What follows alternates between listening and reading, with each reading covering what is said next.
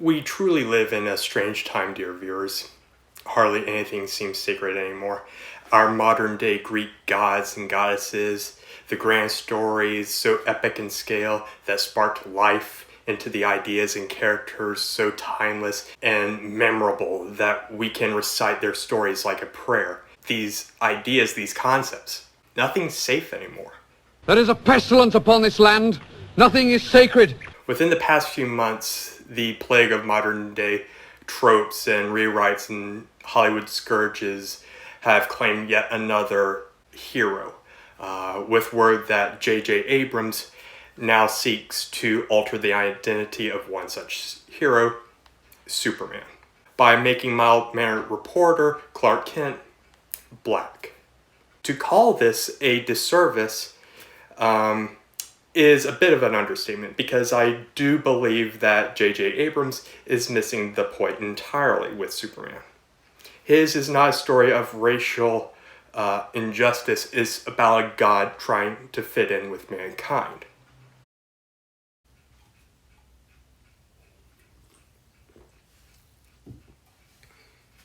Still a better idea than Shang-Chi, though. Because while a race-bent recasting of The Last Son of Krypton might not be my particular cup of tea, at least I feel that their heart's in the right place on the matter. Progressive ideas aren't inherently bad.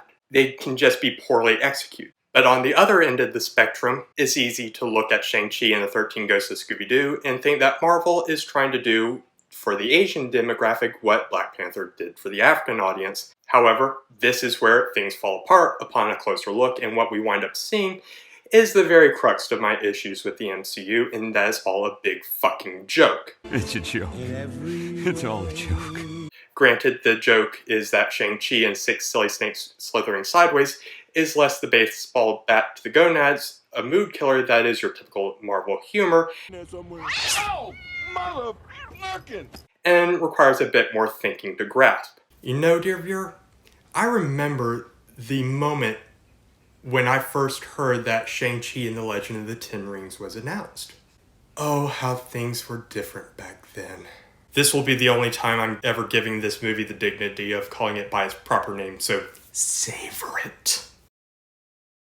I distinctly remember I was naturally on my computer.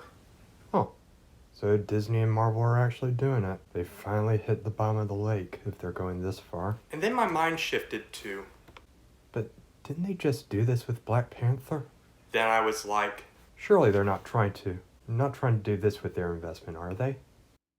so I looked up what I could about Shang-Chi, and what I found made me laugh. It was so ridiculous, even by Marvel standards. And once the pieces all started slowly falling into place, I laughed even more. I laughed so much until I died. But I really didn't care much for the experience and decided to start writing down my thoughts on this I subject. gotta write this shit down. Not of death, but of Shang-Chi. So, here we are. It is amazing that we're even talking about this chap here in 2021 after 20-something movies from the same franchise, released within the past 10 years, let alone the 75-plus superhero films released since the millennium started. All these Jonah Hexes, Thor Ragnaroks, and Captain Marvels have brought us to this point that nobody expected to last this long and seems perfectly content with taking everybody's money. That's just superhero films in a nutshell. Money makes the world go around, the world go around, the world go around. But you see, Shang-Chi and the 13 Reasons Why is something else entirely.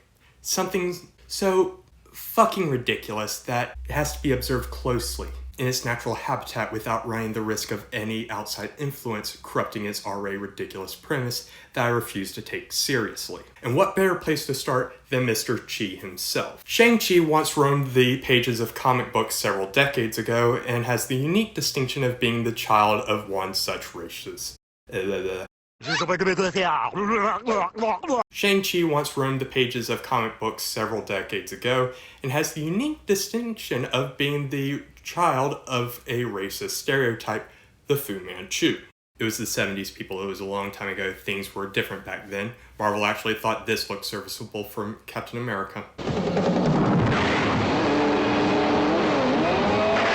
And it was into this world that the Master of Kung Fu was introduced, and his goal to fight the armies of the Fu Manchu and any related characters until said archenemy was removed from the pages of Marvel Comics.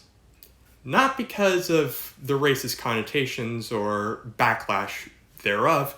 Oh no, that would be giving Marvel too much credit. They simply lost the license to use them, leaving Marvel the sole heirs of one Shang-Chi and no one to fight. The rest was Kung Fu retconning history. Everybody was kung fu fighting. Which just so happens to be his power. Kung Fu. And some kind of ki or chi manipulation, but nothing like you see in Dragon Ball Z that lets you fly around, level planets, or other cool shit. So he mostly sticks to the Kung Fu. It is a sad day indeed when Yamcha, of all people, is more useful in a combat situation than the main character of your multi-million-dollar movie investment. I do not know what this Yamcha is, but it sounds disappointing. So he sticks to Kung Fu mostly because he's mastered it better than anyone else on his earth. No, really, you guys. Oh my god, oh my god, oh my god, oh my god, oh my god, oh my god, oh my god, oh my god. I say mastered. It's less devoting time and effort in the trial and error to learning a craft and more there's nothing money can't buy. I'm sure a mentality that Marvel picked up from his parent company. It makes the world go round. So Shang's training mostly went the Elder Scrolls route, where you're paying the best trainers across the land to pass their knowledge on to you for a price. Well, with such a firm grasp on Kung Fu, and nothing else, I'm sure we can look forward to sparring matches with the likes of Captain... maybe Daredevil's not canon. Black Widow... Oh, she's dead.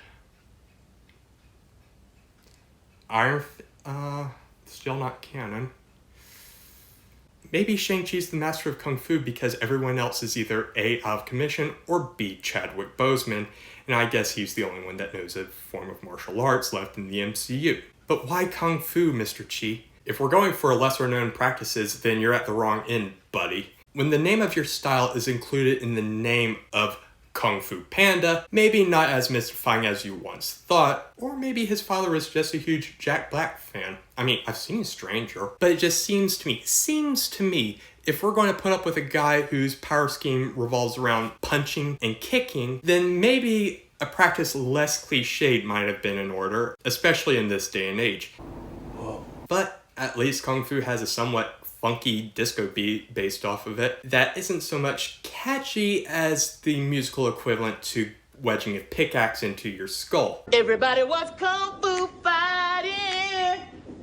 Good luck getting either of those things out. So I guess we'll have to take him at his word in that respect, because without any long-standing hand-to-hand fighters left in the MCU, we really have no one left for him to scale to. Not that it matters much, as actor CM Liu, I probably bastardized that name, has boasted that he could take on both Iron Man and the Hulk, which isn't saying much considering one is a has-been and the other's dead.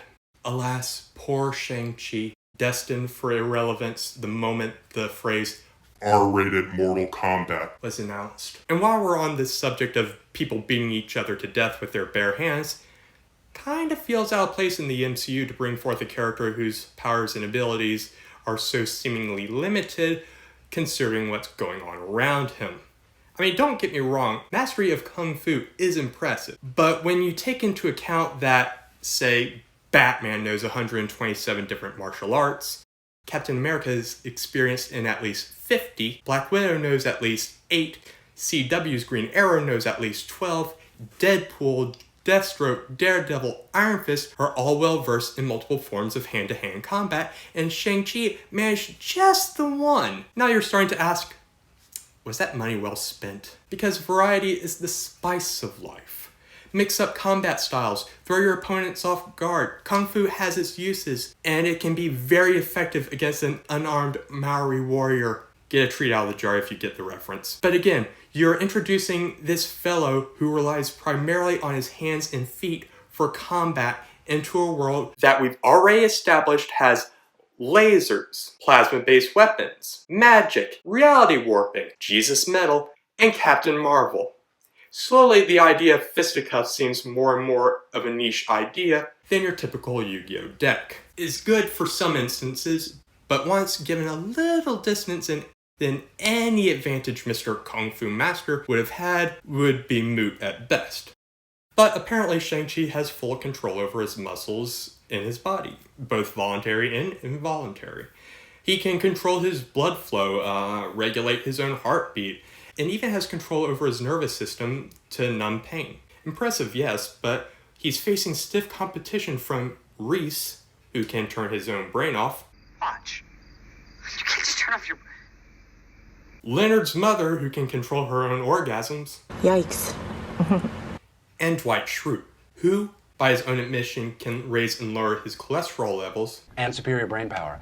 Through concentration, I can raise and lower my cholesterol at will. But can also retract his penis into his body. I can retract my penis up into itself. And holds an obvious speed advantage, being somewhere between... To give you a reference point, I'm somewhere between a snake and a mongoose. And a panther. Which averages out to about 22.6 miles per hour or 36.3 kilometers per hour. Sorry, Shang-Chi, you've lost this round to Dwight. Yikes. But all is not lost, because Shang-Chi is also a master of weapons. Any weapon he picks up, he can use, much like Frank West from Dead Rising. Wait, what? Including such weapons like shurikens or nunchucks. Remember what I said about practicality, dear viewer? Sure, Mr. Shang-Chi can effectively wield weapons, but what are throwing stars or nunchucks going to do to someone wearing armor? These are already impractical weapons, and their usage really isn't much compensation for his already limited reach, regardless of weapon of choice. And on the flip side, Shang-Chi has no armor. And while I read somewhere that he can catch bullets or something, or even make his body spit the bullets out, not unlike Wolverine did. Minus the healing factor. He has full control over his muscles. I doubt he could handle automatic firepower, lasers, a well-placed explosive, or even a few incendiary rounds. Let's see him catch that.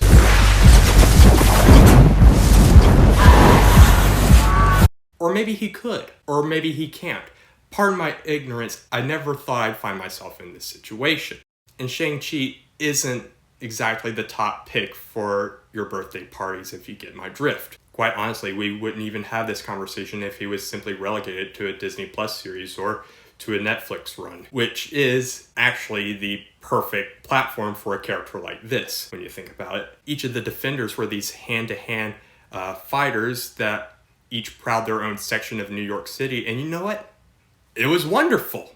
Even at its worst, I still felt invested enough with the characters and stories to finish each season. Way more than Agents of S.H.I.E.L.D., Runaways, Cloak and Dagger, and That Which We Shall Not Be Named ever could. However, I think Marvel would undergo some form of identity crisis if they were to put Shang-Chi and Lil 12-Toes in the same continuity as the Netflix characters or the Defenders. Martial arts, fighting robed ninjas, evil father figure that turns out to be evil, raised from a young age to fight, Asian love interest, key or chi manipulation, a dragon. I'm sure there's a few more vague comparisons to be made with Iron Fist, but the major differences being that Shang-Chi is actually following up on the whole dragon theme because they had the budget to support it, amongst other things. And Iron Fist actually has a decent costume that's catchy and recognizable, and is in an environment that actually lends itself to his powers and abilities without feeling contrived. Sure, Shang-Chi might be this great fighter and will blow the minds of masses with its fight scenes, but personally, Marvel is never going to top that hallway fight scene from season 1 of Daredevil, and maybe that's why they did retcon it out of Marvel continuity, because it was so great they could never top it. I think I blew my own mind. But also, Shang-Chi is one of the few unpowered characters in the Marvel Universe that can apparently take on gods. What is a god to a non-believer? Not that I'm an atheist, but usually gods and comics are depicted as some of the more honorable characters in stories, which brings me back to the factor that some of these characters might not be so noble and won't fight Shang-Chi on the same grounds as he would expect. Everybody was kung fu fighting. After a later, newer Shang-Chi trailer was released to barely a raised eyebrow, as I found the Scooby-Doo Courage the Cowardly Dog straight-to-DVD trailer much more appealing.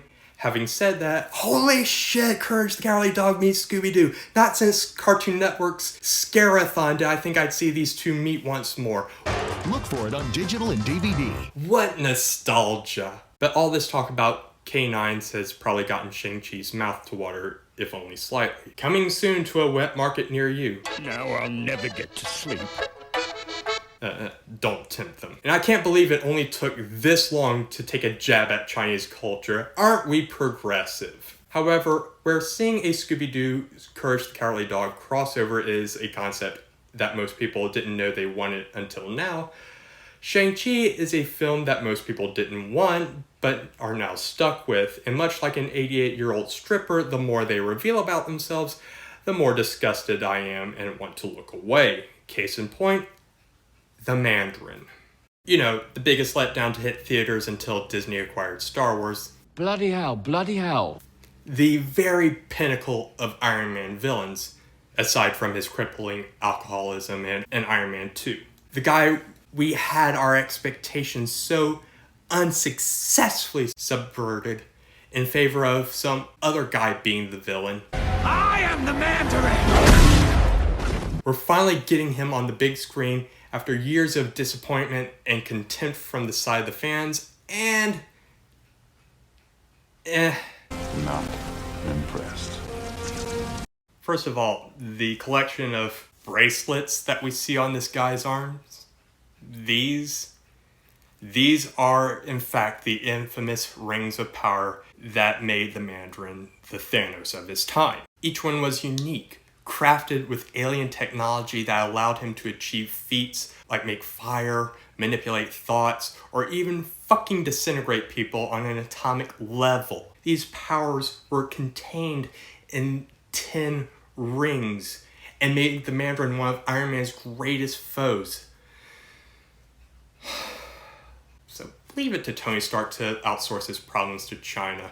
They didn't even call him the Mandarin in any of the promotional material. I guess you win some and you lose some. But there's no winning here, unless your name is Shang-Chi, in which case we're going to nerf the hell out of the big bad guy so you aren't smeared across 4 city blocks in less than a second. Where the Mandarin only needed to lift a finger to use a power, let's go with his whole arm. You know what? Why stop there? Why stop at the armbands? Why not get gauges for his ears? Or get several earrings, or maybe a nose ring, or get his lips pierced, or his tongue pierced, or even his man tits pierced, as long as they're rings. If that's the logic at play here, then why the hell not? I know, said one writer, let's have all the rings fly off his body in some arbitrary fashion to be utilized in combat. What a great idea, said another writer, though it does make the man tit piercing or the ear gauges idea a bit more difficult yet hardcore, and the neck thing would prove to be more of a one-time use. And while we're at it, let's make these bracelets hover away from the user in a convenient grabbing range for our hero. Everybody was kung fu fighting. The Mandarin in Iron Man 3, even in the promotion materials, this guy had presence. He made himself an intimidating person, an intimidating force. And you'll never see me coming. And here in Shang-Chi, who the fuck is this guy? Who is this guy? Why is he a threat? Look, if you look at the trailer, let me just play this clip for you. Lesson number 1. Heroes. There is no such thing. Now, compare that line to any piece of shit this guy says in Shang-Chi. Throughout my life, the 10 rings gave our family power. Told my men they wouldn't be able to kill you if they tried. Glad I was right. Be careful how you speak to me, boy. Which one seems more intimidating? You could have made him more of an imposing threat. But no. That man was fast as light. But thankfully for Shang-Chi, they're father and son. Remember that retcon I told you about with the Fu Manchu being Shang-Chi's father? Yeah, the new timeline has the Mandarin being Shang-Chi's father. And Daddy Dearest wants the lad to join him at his side to do stuff. Now, I never read the comics growing up, and I don't really know of anybody who actually read the Shang-Chi comics because, let's face it, he's not that mainstream. But the Mandarin has always been one of the most intimidating characters in the Marvel Comics. And as stated, he was the Thanos of his time. So it seems that we'll be giving Shang-Chi and the amazing Chan and the Chan clan every opportunity needed to succeed at defeating his old man. Told my men they wouldn't be able to kill you if they tried. Glad I was right. Then why did you send them? Were they hoping to catch the lad with his trousers down or something? Come on. Whenever I look at these trailers, the names Ra's al Ghul or League of Assassins keep popping into mind when any mention of a plot is discussed in these trailers. Wants the hero to join a shadowy cabal of killers and ultimately become the head of said cabal and run the order as they see fit. It's a trope we've seen countless times. With our combined strength, we can end this destructive conflict and bring order. Join me. Imagine what we could accomplish together. What? You cannot lead this man unless you are prepared to do what is necessary to defeat evil. And I've decided to forever ruin said trope with what I'm not necessarily calling a plot hole, but I say screw it in these orders. First, join the order. Join the order, Shang-Chi. Lives will be spared and insurance rates won't skyrocket. It will shorten the war by 5 years and save millions of lives. Take your place at your father's side and gain his trust. When you take control of said order, decree that henceforth we will no longer be such assholes and use that order that was once a symbol of crime, terror, and other evil shit and reorganize it into being something that can benefit the world at large. Maybe even do charity assassinations. For charity. Kill the scum of the earth and have a portion of the proceeds go to charity or make a wish. Overthrow a dictatorship, topple a drug cartel. I'm sure there's a tax write-off for that. There are plenty of people that need a kunai to the frontal lobe. But no, we'll probably get some speech about how our hero is morally superior to the idea and will disband the whole foundation because Daddy Dearest didn't love him too much as a child. And speaking of parents, Shang-Chi's mother will be in this. No idea for how long. This is still a Disney movie. And with the arbitrary love interest included, I'm sure this cinematic duo will win over the hearts and minds of Chinese audiences across the world. And if they don't, then the Mandarin side villains surely will be the scene-stealing teen heartthrobs that we all crave. Death Dealer and Razor Fist. Really? Are we really going with these reject descriptions of Michael Bay Transformer characters? Who else can we shove into this abomination of a film? Everybody was kung fu fighting. There's some part of me that takes no pleasure in ripping Shang-Chi a new asshole, dear viewers, especially on this media platform, because there was a time in my life when I used to enjoy the MCU franchise. The same way I heard a lot of people used to enjoy the Fast and Furious franchise, or Star Wars, or Call of Duty. Sure, there was something of substance and genuine charm in this content at first, but that charm is all gone. I can barely keep track of what the fuck is going on in these worlds because a lot of the connective tissue content is locked behind a Disney Plus subscription fee. For Marvel and Star Wars content anyway. Not yet for Call of Duty or Fast and Furious, but give it time. At this point, Marvel just seems silly now. And not the good silly, like Sharknado or The Room, but a painful, drawn-out, dying last breath of something once great.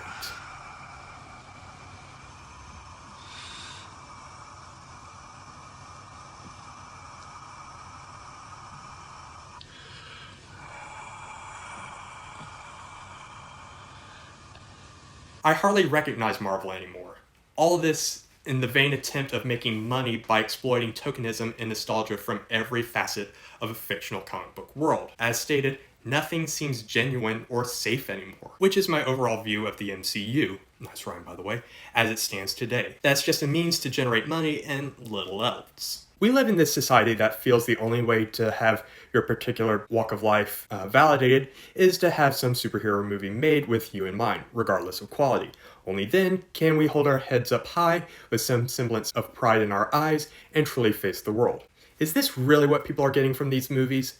I don't want to step on anyone's richly bound feet here, but Disney isn't the best choice for tackling cultural issues. They literally tried to trademark a fucking holiday and have turned a blind eye to a humanitarian crisis and expressed its gratitude to the repressive regime for making filming in that country possible. This country being China, which just so happens to be where our hero is from. And wouldn't you know, dear viewers, that the Chinese box office functions a lot like the American in that the more successful it is, the more money it gets from moviegoers. So maybe Disney should have thought about that before this happened. Now, making money is the reason why movies like Shang-Chi and 13 Ghosts of Scooby-Doo are being made, and Chinese money is still money.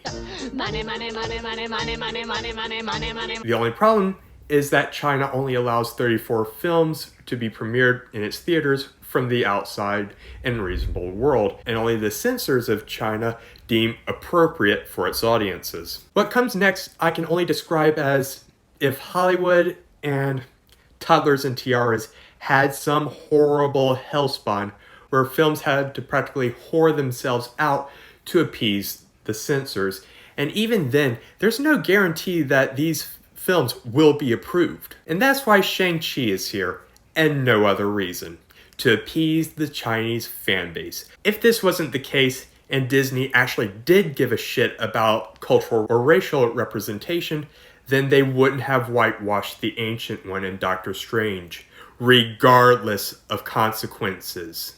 That man was fast as light. When I look at Shang-Chi, I'm not seeing the next step in diversity or representation.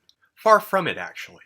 Diversity is the inclusion of many people from as many walks of life as possible. And that all Disney and Marvel are doing is driving a deeper wedge into society based on identity with the race or look of a character and not the morals or values they stand for. And while I can't think of any collection of characters that Marvel owns that embodies the ideas of tolerance or acceptance in a way that goes beyond the superficial and actually dives into the moral, ethical, religious, and cultural aspects of diversity, I feel like there should be something, but nothing's coming to my mind. We do have an upcoming example of a diverse and colorful cast of characters coming to the big screen from the good people at DC with the Suicide Squad, which seems to be more of a fitting environment for Shang-Chi to thrive in. Low-tier expendable characters that must fly under the radar with an array of niche powers, or lack thereof, and or abilities that might not be ideal for large-scale conflicts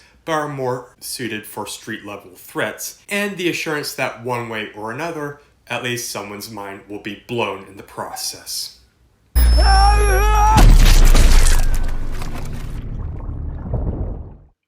Hey guys, I wanted to say thank you for watching the video. It's taking me a long time. I tried to do it in one take. Obviously, it didn't turn out that well, but thank you for watching.